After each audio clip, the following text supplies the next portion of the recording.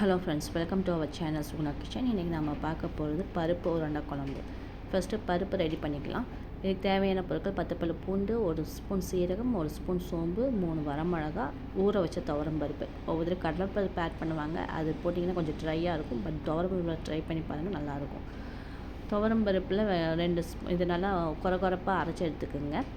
அரைச்சி எடுத்துகிட்டு தேவையான அளவு வெங்காயம், கொஞ்சோண்டு பொரியாக நறுக்கின கொத்தமல்லி, கொஞ்சோண்டு கருவேப்பிலை, இதை போட்டு நல்லா மேஷ் பண்ணி உருண்டை பிடிச்சி இட்லி தட்டில் வேக வச்சுக்கோங்க. இது வந்து ஆயில் ஃப்ரை பண்ணுவாங்க ஒவ்வொருத்தர், அது பண்ணிங்கன்னா ட்ரையாக இருக்கும்.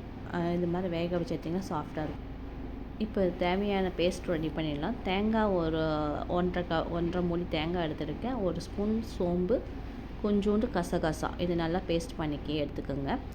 இதுக்கு தாளிக்கிறதுக்கு ஆயில் தேவையான அளவு ஆயில் ஊற்றி கொஞ்சோண்டு கடுகு, 1 ஸ்பூன் கடுகு, 3 கிராம்பு, 1 பட்டை, இதை போட்டு நல்லா ஃப்ரை பண்ணிக்கோங்க. நல்லா பொரிஞ்சோன்னே பே லீஃப் இருக்குதுல்ல, பிரியாணி இலை, அது ஒரு பிரியாணி இலை போட்டால் போதும். உங்களுக்கு அந்த டேஸ்ட் நல்லாயிருக்கும். அதுக்காக நான் இது போடுறேன்.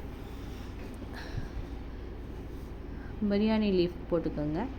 அது நல்லா பொரிஞ்சோன்னா பச்சை மிளகா, காரத்துக்கு தேவையான பச்சை மிளகா போட்டுக்கோங்க. நான் ஒரு 4 பச்சை மிளகா ஆட் பண்ணியிருக்கேன். அண்ட் வந்து கருவேப்பிலை கொஞ்சோண்டு. இது நல்லா பொரிஞ்சோடனே அதுலேயே 10 பல்லு பூண்டு, உரிச்ச பூண்டு வந்து அப்படியே முழுசாக போட்டுக்கோங்க. அண்ட் இதுலேயே வெங்காயம், 2 வெங்காயம் நல்லா பொடியாக நறுக்கின வெங்காயம், இதை போட்டு நல்லா ஃப்ரை பண்ணி எடுத்துகிட்டு அது கூட 2 தக்காளி ஆட் பண்ணிக்கிங்க.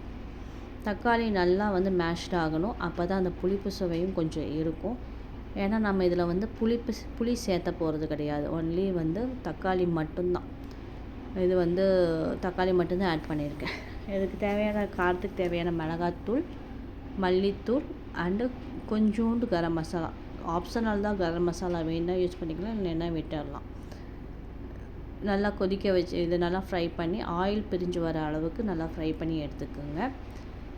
அப்புறம் நம்ம அரைச்சி வச்சுருந்தோம்ல பேஸ்ட்டு, அதையும் இது கூட மிக்ஸ் பண்ணி நல்லா பார்த்திங்களா, இந்த அளவுக்கு ஆயில் பிரிஞ்சு வர அளவுக்கு தக்காளி நல்லா மேஷ்ட் ஆகணும். அது கூட தேங்காய் பேஸ்ட்டு ஆட் பண்ணி நல்லா கொதிக்க விட்டுறணுங்க. அந்த பச்சை வாசம் போகிற அளவுக்கு நல்லா கொதிக்க விட்டுறணுங்க. எப்போயுமே பருப்பு உருண்டை குழம்பு செய்யும்போது நீங்கள் வந்து கத்திரிக்காய் ஆட் பண்ணி செஞ்சு பாருங்கள், சூப்பராக இருக்கும்.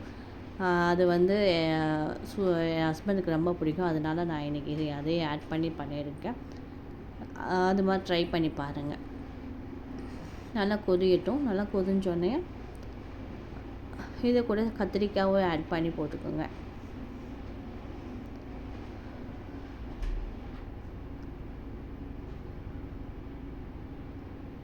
இந்த அளவுக்கு கொஞ்சம் ஆயில் வந்து பிரிஞ்சு வரணும். அந்த டைமில் கத்திரிக்காவே போட்டு நல்லா வேக வச்சுக்கோங்க. இந்த மாதிரி கத்திரிக்காய் வந்து இப்படி நீட்டாக வாக்கில் கட் பண்ணி முழுசாக பாதியாக கட் பண்ணி அதை நீட்டமாக போட்டுக்கோங்க. அப்போ தான் அது எடுத்து சாப்பிட்றதுக்கு நல்லாயிருக்கும். இல்லைன்னா அப்படியே உடஞ்சி போயிடும் கத்திரிக்காய். இந்த மாதிரி போட்டிங்கன்னா உடஞ்சி போகாது. அப்புறம் நல்லா கொதிஞ்சு ஆயில் பிரிஞ்சு கத்திரிக்காயெலாம் வெந்த பின்னாடி உருண்டையெல்லாம் போட்டு நல்லா வேக வச்சுங்க. ஒரு 10 நிமிஷம் வேக வச்சிங்க. ஒரு 10 நிமிஷம் வேக வச்சிங்கன்னா போதும். அது நல்லா இதாகிடும். கொதிக்க வச்சு கொத்தமல்லி தழை போட்டு இறக்குனீங்கன்னா நம்மளோட ஸ்டைலில் பருப்பு உருண்டை குழம்பு ரெடி ஆகிடுச்சு. பருப்பு குழம்பு ரெடி ஆகிடுச்சு. இது மாதிரி செஞ்சு நீங்களும் சாப்பிட்டு பாருங்கள். இது எப்படி இருக்குதுன்னு சொல்லி கமெண்ட் பண்ணுங்கள். என் சேனலை சப்ஸ்கிரைப் பண்ணிக்கிங்க. இது மாதிரி நிறையா வீடியோஸ் இனிமேல் நான் உங்களுக்கு அப்லோட் பண்ணுறேன். எங்களுக்கு சப்போர்ட் பண்ணுங்கள். தேங்க்யூ.